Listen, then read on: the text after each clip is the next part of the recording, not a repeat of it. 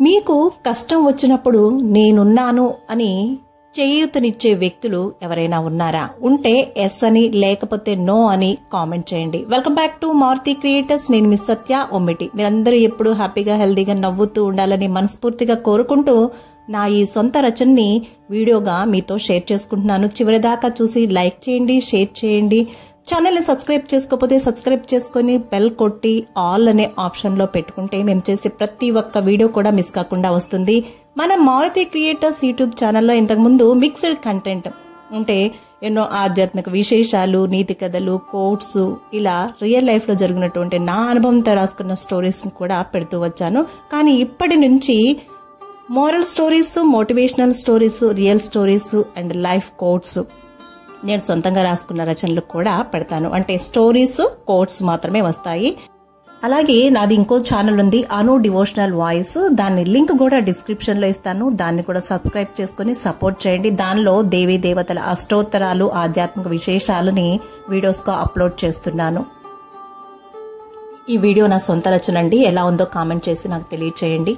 నువ్వు ఎలా ఉన్నా, ఎలా బ్రతికినా, ఏం మాట్లాడినా, ఏం మాట్లాడకపోయినా, నుంచున్నా, కూర్చున్నా, నడిచినా, పరిగెత్తినా, ఎలా ఉన్నా సరే విమర్శించేవారు, వంకలు పెట్టేవారు ఉండనే ఉంటారు. మంచి వాళ్లైనా చెడ్డవాళ్లనైనా విమర్శించేవాళ్లు ఉంటారు. మొరిగే కుక్కలు మొరుగుతూనే ఉంటాయి. మొరిగే కుక్కలు కరవుసుమా, అరిచేవాళ్లు ఆదరించరు. అలా అని ఆగి ప్రతి ఒక్కరికి ఎక్స్ప్లెనేషన్ ఇస్తూ పోతూ ఉంటే నీ అడుగు ముందుకి సాగదు, అక్కడే ఆగిపోతుంది.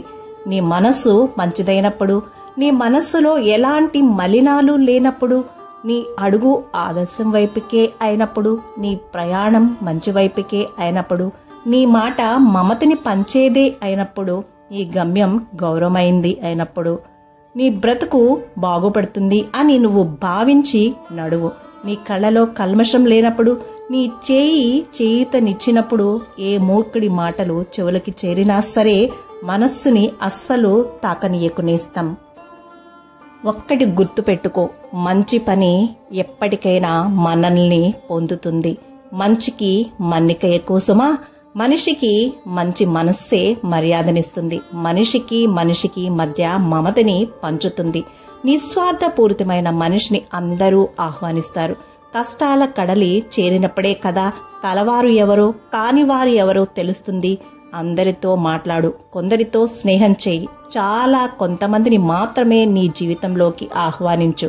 అలా ఆహ్వానించిన తర్వాత ఆలోచించకు, ఆప్యాయతని పంచు. అంతేకాని ఎవరో ఏదో అన్నారని కుమిలిపోయి, కుంగిపోయి చివరికి కూలిపోకు. ఆ మాటలని ఆయుధాలుగా మార్చుకో. నీ జీవిత ప్రయాణంలో ఈ గమ్యాన్ని చేరే వరకు సంధిస్తూనే ఉండు. విమర్శించే వారి మాటలు నీలో ఇంకా పట్టుదలని పెంచాలి. నీ ప్రయాణానికి పావులు కావాలి, నీ ఊపిరికి ఊతం కావాలి. చివరిగా ఆ మాటల తోటాలనే మెట్లను ఎక్కి నీ గమ్యాన్ని అధిరోహించు. అప్పుడే అందరూ బెల్లం చుట్టూ మోగిన చీమల్లా నీ చుట్టూ చేరతారని గుర్తుంచుకొనేస్తాం.